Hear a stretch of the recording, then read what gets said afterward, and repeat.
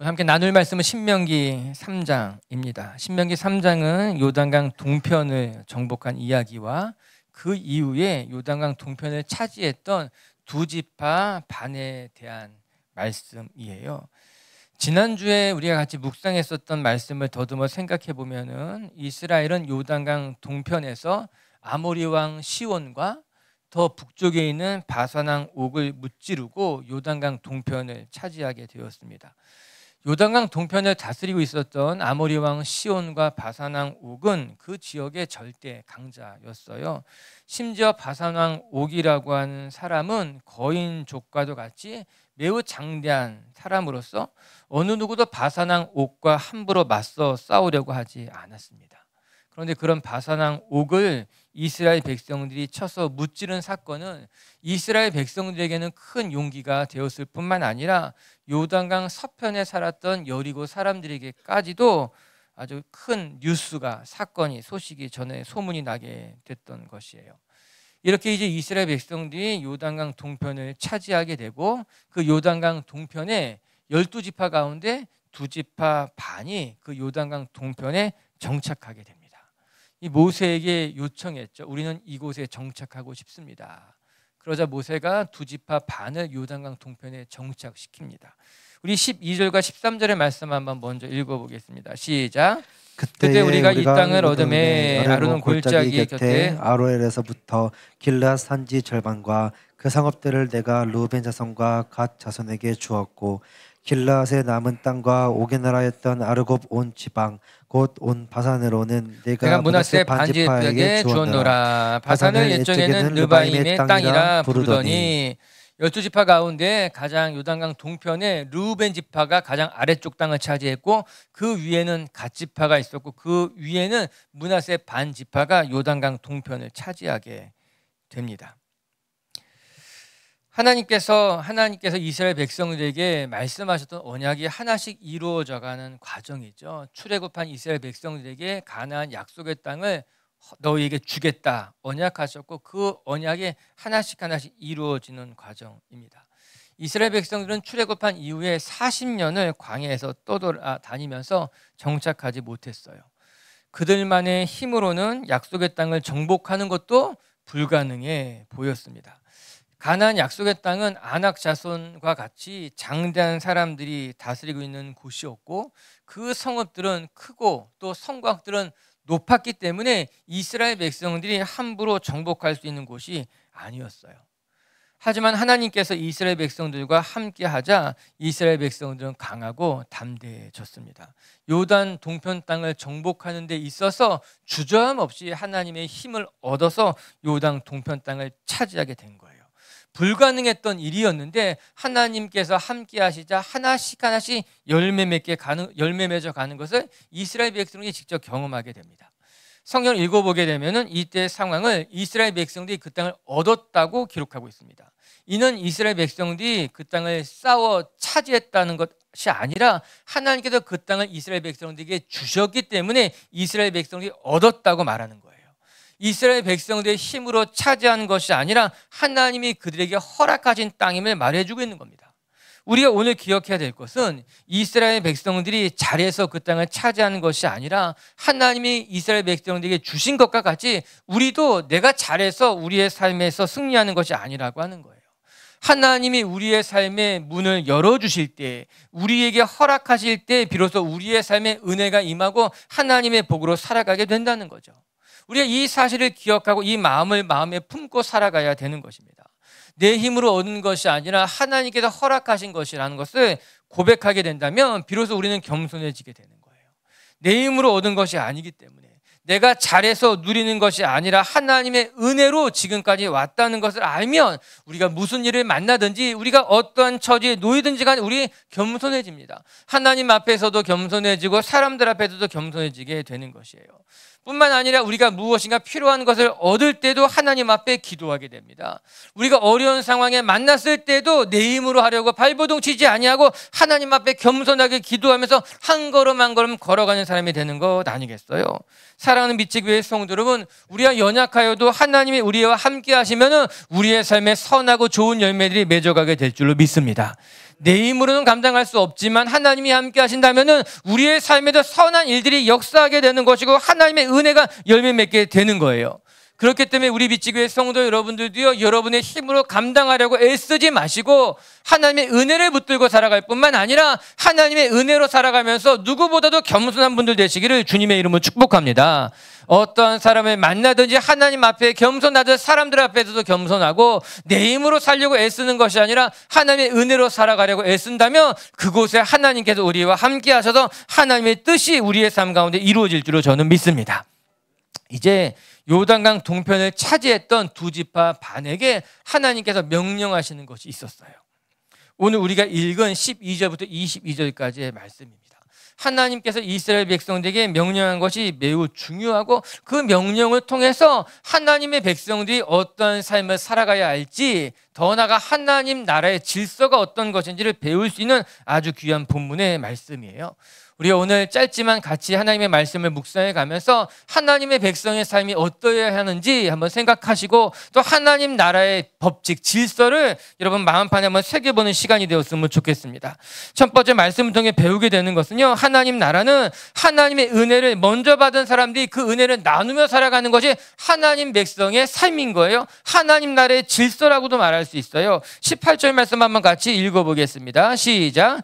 그때 내가 너희에게 명령하여 이르기를 너희 하나님 여호와께서 이 땅을 너희에게 주어 기업이 되게 하셨은즉 너희의 군인들은 무장하고 너희의 형제 이스라엘 자손의 선봉이 되어 건너가되.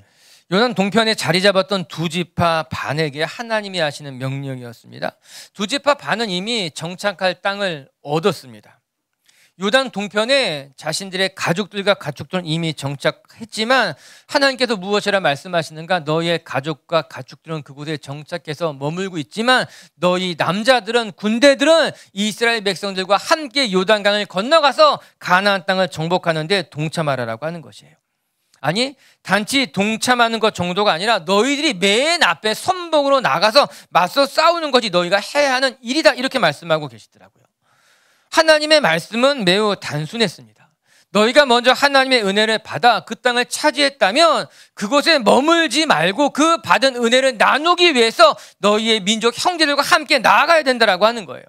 너희가 먼저 하나님의 은혜를 받았다면 그 받은 은혜를 나누며 살아가는 것이 신앙인의 삶이라고 하는 것입니다. 우리는 자칫 은혜를 받고 나면 그 은혜 안주하기가 쉽습니다. 하나님께서 베푸신 은혜에 감사하는 것까지는 참 좋은데 그 은혜 안주에서 살아가게 된다면 하나님 백성답게 살지 못하는 모습일 거예요. 어렵고 힘들 때는 하나님 앞에 무릎을 꿇고 기도하면서 하나님의 은혜를 구하다가도 하나님의 은혜가 우리의 삶을 일으키고 회복시켰을 때 그 하나님의 은혜를 망각한 채 그냥 그 은혜에 안주하게 된다면, 받은 은혜를 누리고만 사는 것에 급급하게 된다면 하나님의 백성으로서 부끄러운 모습이라고 하는 것입니다. 그러나 안타깝게도 우리가 종종 하나님의 은혜를 받고 난 다음에 안주할 때가 많아요. 하나님의 은혜를 받고 난 다음에 내가 열심히 기도했던 것은 망각하지 살아가는 경우들이 많더라고요. 그래서 인간을 가리켜서 망각의 동물이다 말하는 것인지도 모릅니다. 은혜를 구할 때는요, 누구보다도 간절하게 은혜를 구하지만 그 은혜가 내 삶을 일으켜 세웠을 때는 과거를 잊은 채 내가 열심히 기도하고 간절한 마음으로 하나님 앞에 구했던 것은 잊은 채 그냥 받은 은혜만 누리며 살아가는 것이 전부인 것처럼 그런 모습으로 살아가는 이들이 있습니다. 왜 먹튀라는 말을 하더라고요. 설교 때 사용하기에 적절한 단어 같지는 않은데 그냥 그 단어가 불현듯 떠올랐어요. 먹고 그냥 도망가는 것이에요. 먹튀했다고. 공식 언어로 말하면은 무전 취식, 후 도주 이런 것 정도 되겠죠. 돈이 없는데도 그냥 먹고 도망가는 거예요. 먹튀했다고 이야기했죠. 하나님의 은혜에도 먹튀하듯 살아가는 사람들이 있다는 겁니다. 필요할 때는 열심히 구하고 전심으로 부르짖었지만 그 은혜를 받고 나면은 그냥 은혜를 잊고 도망가듯 살아가는 사람들인 거예요. 예, 오늘 하나님께서 요단 동편을 차지했던 루벤, 갓, 므낫세 반지파에게 명령합니다. 너희가 그 땅을 차지해서 그 땅에 정착했지만 그곳에 머무르지 말고 너희 남자들은 이스라엘 민족들과 함께 요단강을 건너서 정복전쟁에 참여하라고 하는 거예요. 그것이 하나님의 은혜를 받은 사람의 마땅한 몫이다, 그렇게 이야기하고 있습니다. 오늘도 우리 비치교회 성도 여러분들이 하나님의 은혜를 받고 그것이 여러분에게 힘이 되었다면 그 받은 은혜를 가지고 하나님의 영광을 드러낼 수 있는, 내가 받은 은혜를 흘려보낼 수 있는 건강한 성도들 되시기를 주님의 이름으로 축복합니다. 눈에 띄는 단어가 있어요. 동편에 자리 잡았던 지파가 선봉에 나가 건너가야 된다는 말씀이었어요. 어떻게 보면은 매우 충격적인 말씀처럼 들리기도 합니다. 너희가 이 땅에 정착했지만 다른 민족들과 다른 지파와 함께 요단강을 건너갈 때 너희가 선봉에 서는 것이 마땅하다라고 하는 거예요. 여러분, 전쟁에 참여하는 것과 그 전쟁의 선봉에 서는 것은 전혀 다른 일일 것입니다. 인간적인 생각으로 동편을 차지했던 이 두 지파 반이 일종의 책임감을 가지고 하나님의 말씀에 순종해서 요단강을 건너가 이 가나안 정복 전쟁에 참여하는 것은 마땅하다고 생각했을 수 있습니다. 우리도 12지파 중에 하나로서 또 다른 지파들이 이 요단강 동편을 정복하는데 함께 있기 때문에 우리들도 요단강 서편을 차지하는 그 전쟁에 동참하는 거 당연한 일로, 마땅한 일로 여겼을 수 있습니다. 그래서 다 전쟁에 참여했겠지요. 그러나 의무감을 가지고 나가는 것과 맨 앞에 선봉이 되어서 전쟁에 참여하는 것은 큰 차이가 있는 것 아니겠습니까? 전쟁의 맨 앞에 선다는 것은 죽을 각오로 임하겠다라고 하는 거예요. 그냥 의무감, 책임감으로 나아가는 것이 아니라 최선을 다해서 내 일처럼 감당하며 싸우겠다라는 것 아니겠습니까? 우리도 무슨 일을 할 때 정말 내 일처럼 최선을 다해서 헌신하는 것과 의무적인 마음을 가지고 할 것만 하는 것에는 적지 않은 차이가 있을 것입니다. 마음을 다해서 내 모든 것으로 하나님을 사랑하고 섬기는 것과, 아니 어쩔 수 없이 그냥 해야만 하니까 순번이 왔으니까 봉사로 참여하는 것에는 큰 차이가 있는 법 아니겠습니까? 그런데 감사하게도 이 요단강 동편을 차지했던 두 지파 반이 하나님께서 맨 선봉에 나가 싸우라 말씀하셨을 때에 어느 누구도 거절하지 않고 하나님 앞에 순종했다라고 하는 거예요. 감사한 것은 이 두 지파 반이 결단했다는 겁니다. 민수기를 읽어보게 되면은 그때 상황이 잘 묘사되어져 있는데, 우리 민수기 32장 25절 한번 읽어볼까요? 시작. 갓 자손과 루벤 자손이 모세에게 대답하여 이르되 주의 종들인 우리는 우리 주의 명령대로 행할 것이니라. 우리 주의 명령에 따라서 하나님께서 모세를 통해서 말씀하셨다면 그 모세의 말씀에 따라서 우리가 순종하겠다라고 하는 거예요.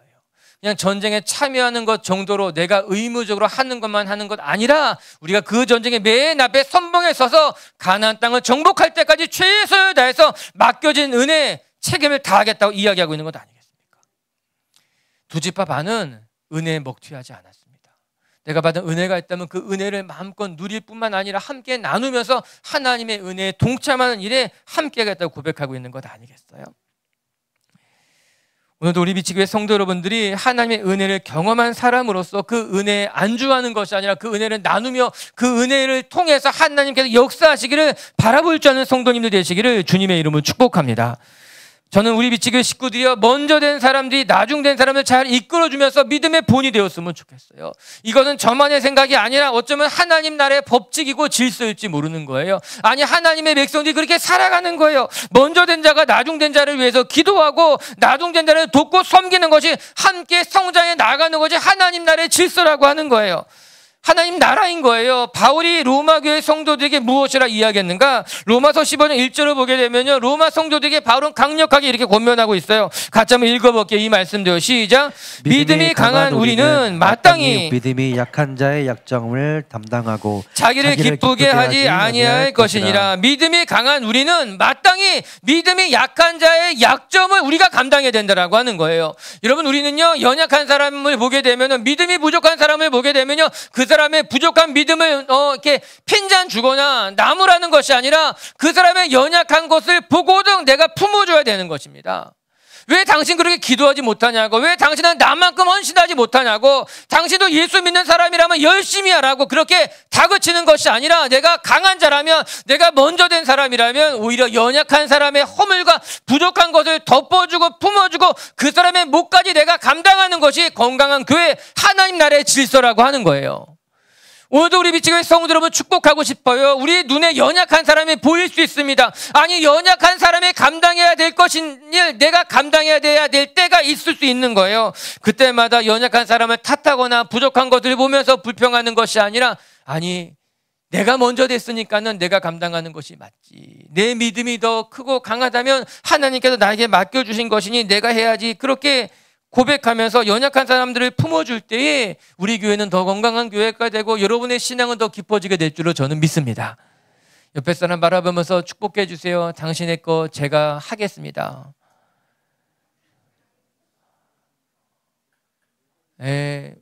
그거 성도들의 삶인 거예요. 성도들의 삶인 거예요. 부족한 것을 보면은, 연약한 것을 보거든, 그 사람의 실수와 허물을 보거든 그것을 내가 감당할 줄 아는 것, 그것이 하나님 나라의 질서이고 믿는 자의 본인 줄로 저는 믿습니다. 두 번째, 또 오늘 말씀을 통해 배우게 되는 것은, 하나님을 따라 살아가게 되면은 하나님께서 우리의 삶에 참된 안식을 허락하신다는 거예요. 우리의 삶에 참된 안식은 하나님으로부터 말미암는다는 걸 오늘 말씀이 보여주고 있습니다. 오늘 본문에 매우 이렇게 특별한 의외의 단어를 하나 발견하게 돼요. 20절 말씀 한번 같이 읽어볼게요. 20절입니다. 시작. 여호와께서 너희에게 주신 것 같이 너희 형제에게도 안식을 주시리니 그들도 요단 저쪽에는 너희 하나님 여호와께서 그들에게 주시는 땅을 받아 기업을 삼기에 이르거든 너희는 각기 내가 준 기업으로 돌아갈 것이니라고. 여러분, 거기 안식이라고 하는 단어에 동그라미를 치시고 한번 생각해 보시기 바랍니다. 사실 의외의 단어가 여기 갑자기 이제 기록되어져 있는 거예요. 약속의 땅을 차지하는 과정에 안식이라는 단어가 나오더라고요. 여호와께서 너희에게 요단 동편에 있는 두 지파 반에게 안식을 주신 것과 같이 나머지 지파에게도 안식을 주실 것이라는 말씀이에요. 이 말씀 속에는 이 안식이라고 하는 것이 언약의 땅을 차지하는 것과 동일하게 사용된 것을 볼 수 있습니다. 즉, 이스라엘 백성들에게 명령하시고 약속하신 그 약속의 땅을 차지하게 되는 것이 이스라엘 백성들에게는 안식이라고 하는 겁니다. 그래서 요단강 동편에 이미 두 지파 반은 하나님의 약속의 땅을 받았기 때문에 안식을 처하게 됐다는 거예요. 그리고 나머지 9지파 반도 요단강 동편의 땅을 차지하는 것으로 말미암아 하나님이 그들을 안식의 길로 인도하시겠다는 겁니다. 이 안식이라고 하는 단어가 의미 있게 사용되고 있어요. 여기서 우리가 중요한 건 몇 가지를 발견해야 되는데, 첫 번째는 우리의 삶의 안식, 참된 쉼이라고 하는 것은 오직 하나님께서 허락하실 때 가능하다라고 하는 겁니다. 이 말씀을 새 번역을 통해서 읽어보게 되면은 하나님이 너에게 쉴 것을 주었으니 이렇게 번역하고 있더라고요. 즉, 우리의 삶에 참된 안식이 언제 얻어지게 되는가? 하나님으로부터, 하나님이 주실 때 비로소 우리의 삶에 참된 안식과 참된 쉼이 있다는 겁니다. 그리고 두 번째는 우리의 삶에 또 참된 안식은 하나님의 사명을 이루었을 때에 비로소 완성된다라고 하는 거예요. 단지 편안히 쉬는 것이 안식이 아니라 하나님의 뜻 가운데 나가 하나님의 사명을 우리가 완성할 때 비로소 우리의 삶의 안식도 완성된다라고 하는 거예요. 하나씩 살펴보게 되면은 40년 동안 광야 생활을 했던 이스라엘 백성들에게 안식이라는 것은 있지 않았습니다. 물론 그들이 가장 사모하는 단어가 안식이었을 것입니다. 한 곳에 정착하며 살지 못한 채 40년 동안을 떠들였던 이스라엘 백성들에게는 안식이란 단어가 너무나 그리웠겠죠. 그뿐만 아니라 40년 전에 애굽에 살 때도 이스라엘 백성들은 참된 안식을 누리지 못했습니다. 그냥 바로의 노예로 430년가량 살았던 것 아니겠어요. 그리고 광야로 나왔지만 광야에서도 40년 동안 그들은 한 곳에 안주하지 정착하지 못한 채 방황했기 때문에 참된 안식을 누릴 수가 없었습니다. 그런데 이제 요단강 동편의 땅을 정복하고 난 이후에 비로소 이스라엘 백성들이 한 곳에 정착하게 된 거예요. 떠돌이 생활을 하지 아니하고 영원히 정착하여 살게 될 땅을 얻게 된 거죠. 일종의 안식의 시작입니다. 그들의 삶이 평안함과 안정감을 누리기 시작했게 됐다는 거예요. 오래전 조상 때로부터 약속을 받았던 그 하나님의 땅을 얻었고 비로소 몸과 마음이 참된 쉼을 누리는 안식 가운데 들어가게 된 것입니다. 더 이상 방황하지 않아도 되고 떠돌이로 살지 않아도 되었다는 거예요. 흔히 하는 말로 편하게 발 쭉 뻗고 잘 수 있는 상황에 놓였어요. 이 상황을 가리켜서 여호와께서 우리에게 안식을 주셨다 그렇게 설명하고 있더라고요. 이때 우리가 기억해야 될 것은 이 안식은 하나님이 주신 안식이라고 하는 거예요. 그들이 차지한 안식이 아니라 하나님께서 그들에게 허락하신 하나님으로부터 말미암는 안식이라고 하는 거예요. 사랑하는 빛의 가족 여러분, 우리의 삶의 참된 안식은 언제 시작이 되는가? 내가 성공했다고 참된 안식이 우리 가운데 생길까? 그렇지 않습니다. 우리가 아무리 성공했다 하여도 하나님으로부터 말미암지 않았다면 오히려 그 성공은 우리의 마음을 더 불안하게 만들 수 있는 거예요. 내가 무엇인가 얻은 것 같아도 불안한 사람들이 많습니다. 내가 그렇게 바라고 사모했던 것을 차지했음에도 불구하고 여전히 불안한 채 살아가는 사람들이 많이 있습니다. 왜 그럴까? 그 성공이, 그 안식이 하나님으로부터 말미암은 것이 아니기 때문에 얻었지만 불안한 거예요. 내가 그 자리에 올라섰을지 모르지만 내 마음의 참된 평안함이 얻지 못했다라고 하는 거죠. 그 안식이라고 하는 것은 어디에서부터 말미암는가? 하나님께서 열어주실 때 비로소 가능한 것이고 하나님이 안에 거할 때 가능한 것이 안식이라고 하는 거예요. 여러분, 안식은 하나님이 주시는 기회이기도 하고 그 안식을 통해서 하나님께 우리의 삶에 주시는 평안함이기도 한 거예요.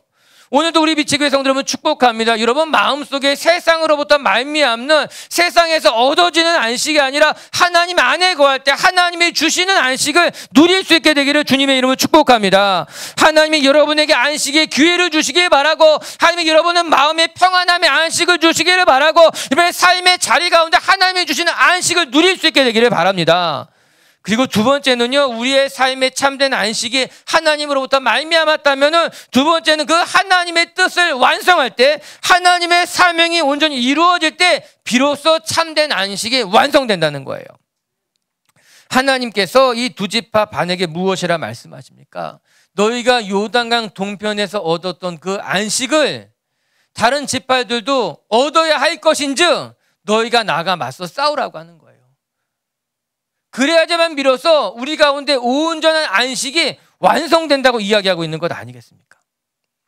여기서 우리가 한 가지를 기억해야 되고 한 가지 착각하지 말아야 될 것이 있습니다. 먼저 기억해야 될 것은 하나님의 뜻이 우리의 삶 가운데 이루어질 때에, 그리고 우리가 하나님께서 맡기신 사명을 다 감당했을 때 비로소 이 안식이라고 하는 것이 완성된다는 겁니다. 우리의 삶의 안식은 하나님으로부터 시작합니다. 하나님이 안식에 시간을 주시고 기회를 주시고 안식의 상황도 열어주시는 거예요. 이 안식은 하나님으로부터 말미암는데 그 안식이 우리의 삶에 온전히 완성된 때가 언제인가 하면은 내 삶에 하나님의 뜻이 이루어질 때, 내 삶에 하나님의 사명을 다 완성하게 되면은 비로소 우리의 삶에 온전한 안식이 열매 맺게 되는 거예요.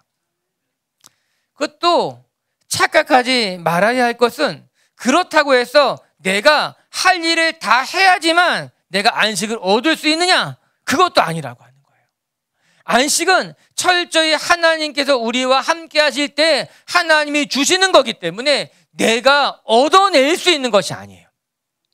하나님이 우리와 함께 하실 때에 우리가 맞서 싸워 승리할 수 있고 그때 우리의 삶에 참된 안식이 얻어지는 거기 때문에 사명을 완수해야지만 안식이 완성된다고 말하지만 그것 역시도 나의 힘으로 얻어내는 것이 아니라 온전히 하나님과 함께 할 때 누리게 되는 선물이라고 하는 것입니다.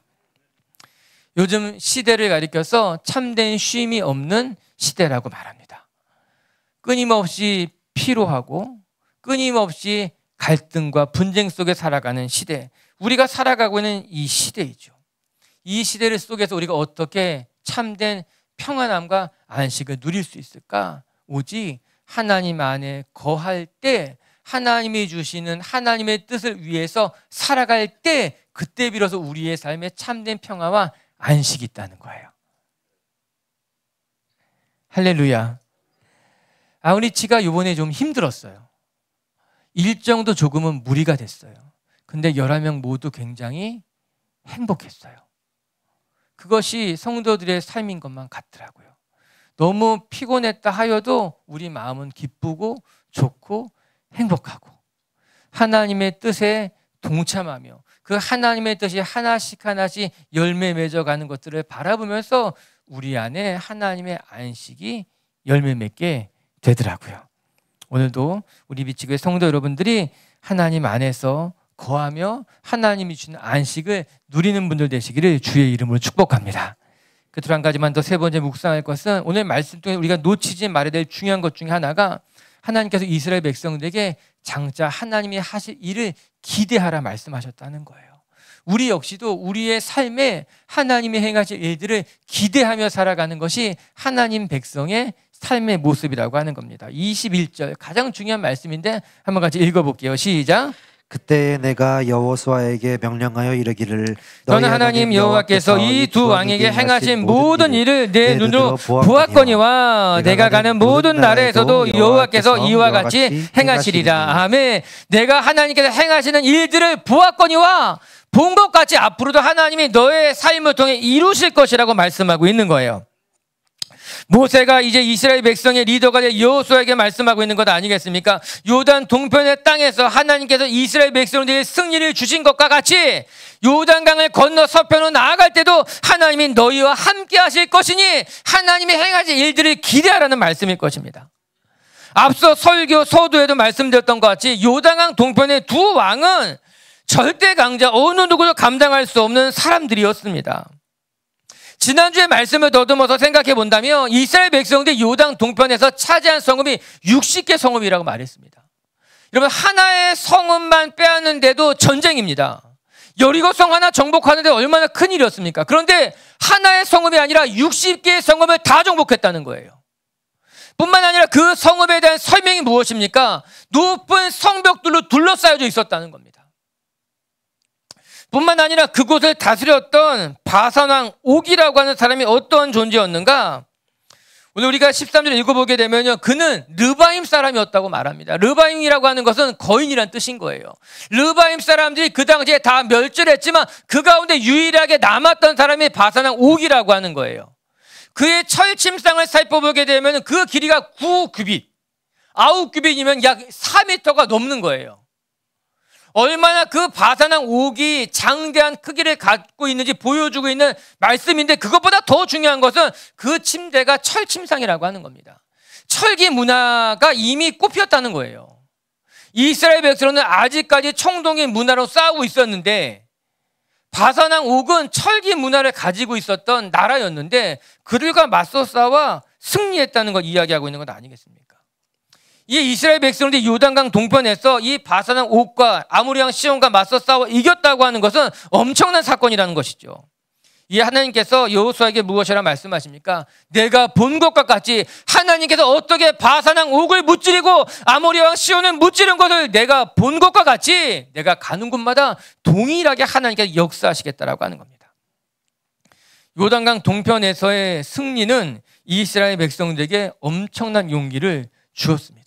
하나님이 우리와 함께 하신다면은 우리도 못할 것이 없다는 영적인 자신감을 갖게 되는 매우 중요한 사건이 되었어요. 지금까지 이스라엘 백성들은 광야에서 떠돌이처럼 40년을 방황했습니다. 그는 사람이 많았을지 모르지만 준비된 사람들이 아니었다라고 하는 거예요. 하지만 이제 요단강 동편의 왕들과 맞서 싸우면서 그들은 강한 민족으로 거듭 태어나게 됩니다. 하나님이 함께 하실 때 강하고 담대한 민족이 될 수 있다는 것을 서로 경험하게 된 것 아니겠습니까? 우리에게도 승산이 있구나. 하나님이 함께 하시면 못할 것이 없구나 깨닫게 됐고 그 자신감을 가지고 요단강을 건너가게 된 것이에요.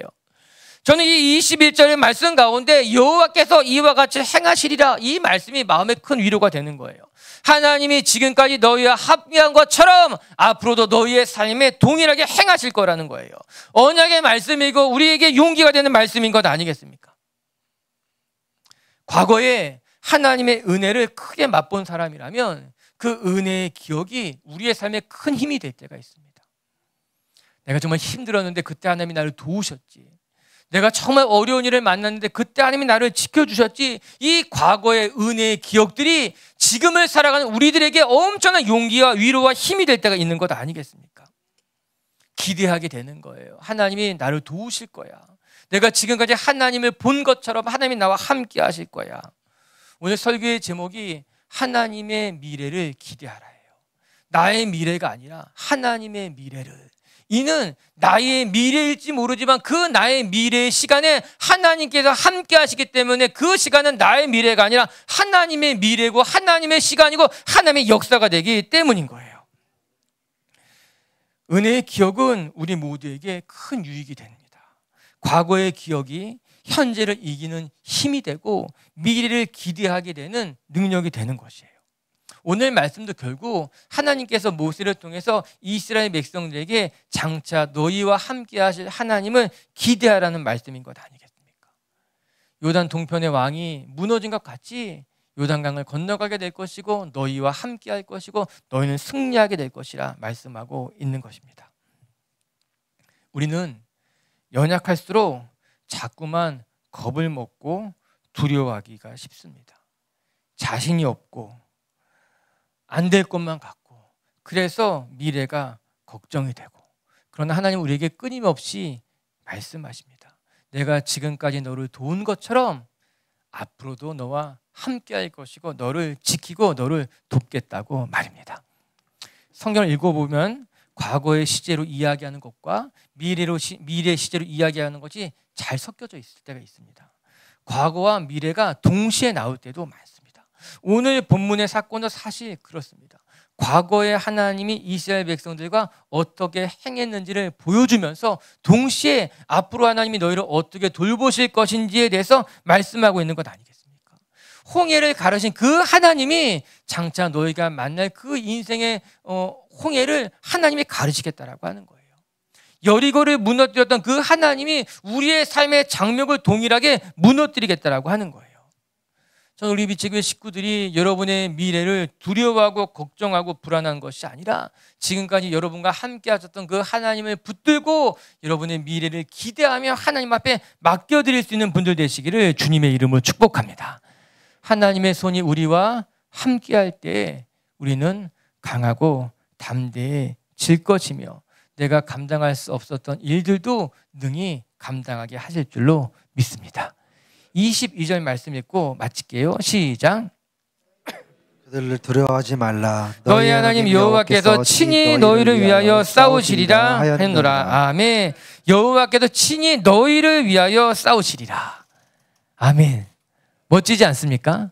하나님이 그냥 싸우시는 것이 아니라 너희를 위하여 싸우겠다는 거예요. 이 전쟁은 너희의 전쟁이지만 하나님이 오셔서 너희 곁에서 너희와 함께 싸울 것이라. 여러분, 우리는 혼자 살아가는 존재들이 아닙니다. 여러분, 자꾸 혼자라고 생각하지 마세요. 나를 도울 사람도 없고 나는 외톨이와 같고 나는 혼자라서 아무것도 할 수 없다. 여러분, 그거 착각입니다. 그렇지 않습니다. 하나님이 오늘 뭐라 말씀하십니까? 하나님이 너희와 함께 싸우겠다라고 하는 거예요.